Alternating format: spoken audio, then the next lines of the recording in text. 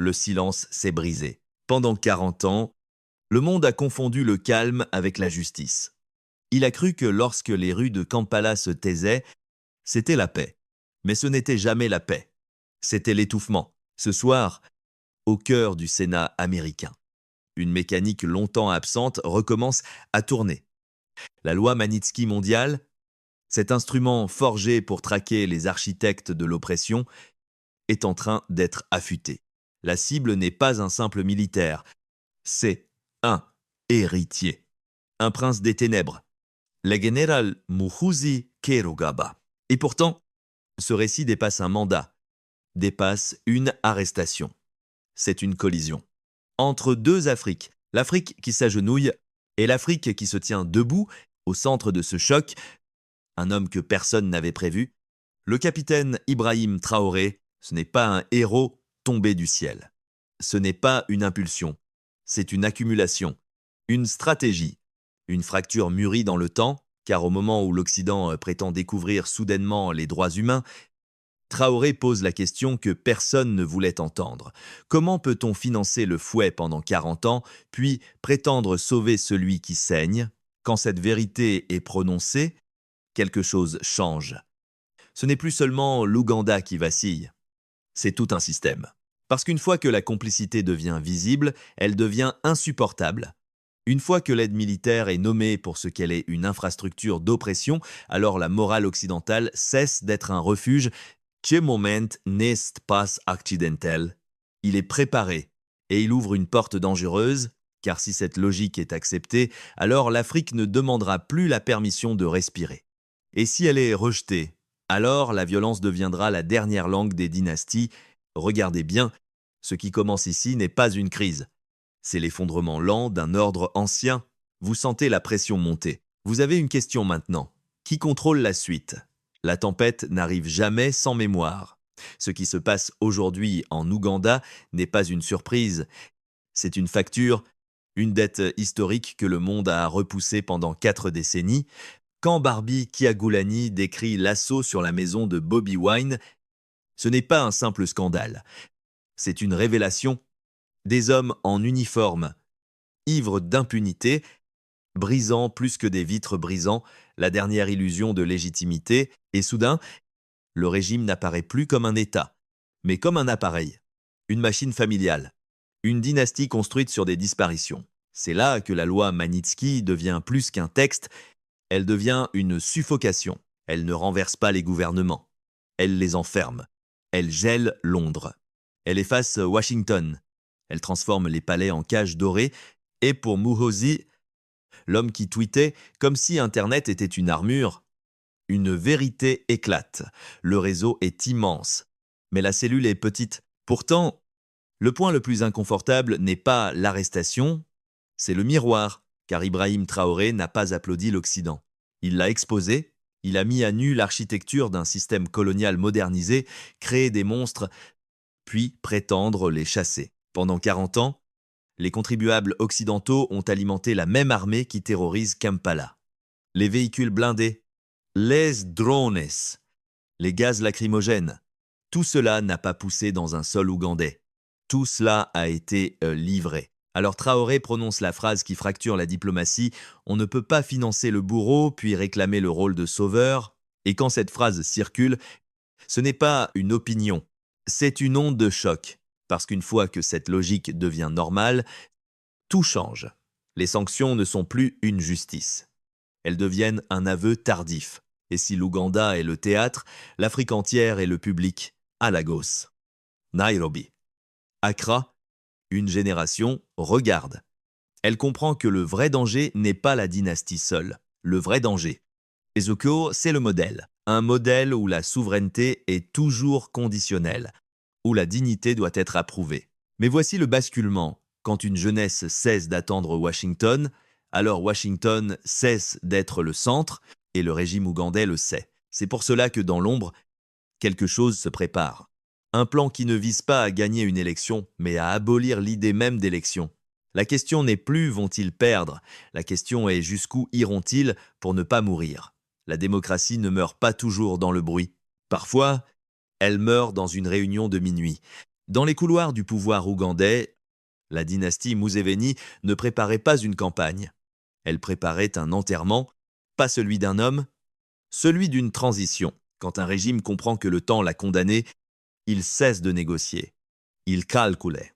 Froidement, le plan porte un nom qui glace Fortress Ouganda, suspendre la Constitution, couper Internet, faire disparaître les opposants, non pas par arrestation, mais par effacement. Et surtout, exporter le chaos vers les voisins pour justifier une militarisation permanente. Parce qu'une vérité stratégique gouverne toutes les dynasties. Quand la légitimité expire, on fabrique la crise qui rend la légitimité inutile. Ce n'est pas un excès, ce n'est pas une panique, c'est une préparation. Mais voilà ce que la dynastie n'avait pas prévu. La fracture ne vient pas seulement des sanctions, elle vient des casernes. Pour la première fois en 40 ans, l'armée ougandaise se divise intérieurement, non pas par rivalité personnelle, mais par idéologie. Les jeunes officiers posent des questions simples, des questions que les empires détestent. Pourquoi servir une famille plutôt qu'une nation? Pourquoi défendre un compte bancaire au lieu d'un drapeau? Pourquoi porter une arme pour prolonger un héritage et non protéger un peuple? Ce sont des fissures, et les régimes ne survivent pas aux fissures. Ibrahim Traoré devient ici plus qu'un nom. Il devient un modèle, pas un sauveur. Un rappel, le rappel qu'un soldat peut appartenir à la République, pas à opalès, que l'armée peut être intégrité, et pas oppression, et cela est plus dangereux qu'un coup d'État. Parce que cela offre une idée contagieuse, la loyauté n'est pas éternelle. Elle est achetée, et quand Magnitsky gèle les fortunes, quand le patronage s'assèche. Quand l'argent cesse de couler, la loyauté devient vapeur. Le régime découvre que ses récompenses ne valent plus rien, et qu'un prince tweetant menace n'est plus un héritier, mais une honte. Muhoozi n'est plus un futur. Il est une faiblesse, et dans les ranks. Les soldats le sentent. L'Ouganda n'est plus face à une réforme ou une stagnation, il est face à transformation ou destruction. Fortress Uganda peut acheter quelques mois, mais aucun mur ne peut arrêter une génération née après 1986. Une génération qui n'a pas connu la libération, seulement la prison prolongée. Et une fois que ces jeunes comprennent que la peur est une construction, la dynastie commence déjà à mourir, le choix se resserre. Soit l'Afrique continue d'attendre la permission. Soit elle décide que la permission est un mensonge. Les murs d'une dictature ne sont jamais faits de pierre. Ils sont faits de silence, de fatigue, de l'habitude d'obéir. Fortress Uganda croyait être une forteresse. Mais en réalité, c'était un château construit sur une monnaie fragile, la peur, et la peur ne résiste pas quand elle cesse d'être crédible. Le régime pensait contrôler les câbles d'Internet, les rues, les urnes. Mais il avait oublié une chose essentielle, on ne contrôle pas une conscience éveillée. Dans les heures avant l'aube, ce qui se préparait dans les palais ne rencontrait plus seulement des opposants, cela rencontrait des soldats qui doutaient, et le doute, dans une armée, est plus explosif qu'une bombe. Lorsque l'ordre est venu couper, arrêter, tirer quelque chose d'inédit s'est produit. Les ordres n'ont pas été refusés bruyamment, ils ont été acceptés puis ignorés. Pas de spectacle, pas de théâtre, juste une dignité silencieuse qui retire au pouvoir son carburant. Le régime a commis l'erreur que tous les régimes commettent à la fin. Il a cru que la loyauté était un réflexe. Mais non, la loyauté est un contrat. Et ce contrat se brise quand la dynastie ne peut plus payer, quand les sanctions étranglent, quand l'argent se fige, quand les promesses deviennent des blagues. Alors l'autoritarisme découvre une loi brutale. On ne peut pas acheter l'éternité, et à ce moment-là, l'effondrement n'est pas un événement. C'est une conséquence. Comme un bâtiment dont les fondations ont été rongées pendant des années, il ne tombe pas parce qu'on pousse, il tombe parce qu'il était déjà vide. General Muhoozi tweet encore. Mais ces menaces ne sont plus des armes. Ce sont des appels désespérés à exister. Et ce changement est symbolique. Quand un tyran cesse d'inspirer la peur, il cesse d'être réel. La transformation arrive presque sans violence, les vents qui kidnappaient deviennent des ambulances. Les maisons sûres deviennent des centres communautaires. Les équipements de surveillance changent de cible. Mais le symbole le plus puissant n'est pas technologique. C'est Barbie Kyagoulani marchant librement, non pas comme victime, mais comme citoyenne, traversant les portes du pouvoir.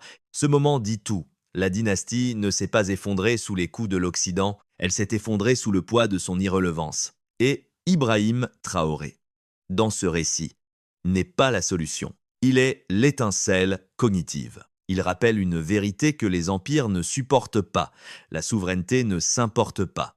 Elle se déclare. Maintenant, la question est plus large que l'Ouganda. Si ce modèle se répand, combien de régimes survivront à la fin du silence? La fin d'un régime n'est jamais seulement la chute d'un homme, c'est la rupture d'un système. Ce que l'Ouganda révèle ici n'est pas une exception africaine. C'est une architecture globale. Pendant 40 ans, Museveni n'a pas survécu parce qu'il était invincible. Il a survécu parce qu'il était utile, utile à une géopolitique qui préfère des prisons stables à des peuples libres, utile à des alliances qui appellent sécurité ce qui n'est que contrôle, utile à un ordre mondial où l'Afrique doit rester gérable, jamais souveraine. C'est cela que Traoré a exposé, sans hystérie, sans émotion brute. Une vérité froide, les monstres africains ne naissent pas dans le vide, ils sont cultivés, financés, tolérés.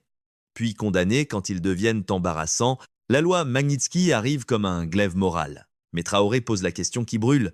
Pourquoi maintenant? Pourquoi la conscience occidentale se réveille-t-elle seulement quand la dynastie commence à se fissurer? C'est là que le récit bascule, parce que si la justice dépend du timing stratégique, alors ce n'est plus de la justice, c'est de la gestion. Et quand un peuple comprend qu'il a été géré, pas aidé, la gratitude devient impossible. Le régime ougandais croyait que sa violence était domestique, mais la violence n'était qu'un produit dérivé. Le vrai moteur était la dépendance, les blindés dans les rues, les drones, les réseaux de surveillance, tout cela était la matérialisation d'un contrat tacite, soumission contre financement. Quand ce contrat se brise, le régime panique. Fortress Uganda était la dernière carte, mais même une forteresse ne protège pas contre une idée. Et l'idée est simple. Un soldat appartient à la nation, pas à une famille. Un pays appartient à ses citoyens, pas à ses héritiers. C'est cela qui se répand. Non pas la figure de Traoré comme Messie, mais le modèle systémique dignité avant dollar, souveraineté avant patronage. Et c'est là que l'histoire devient continentale, parce que l'Ouganda n'est pas seul. Chaque capitale africaine porte des régimes qui ont confondu longévité et légitimité. Chaque jeunesse africaine porte une mémoire nouvelle, celle d'être née après la libération. Mais d'avoir grandi dans l'étouffement, une génération entière regarde Kampala comme un miroir. Et le miroir dit « ce n'est pas impossible ».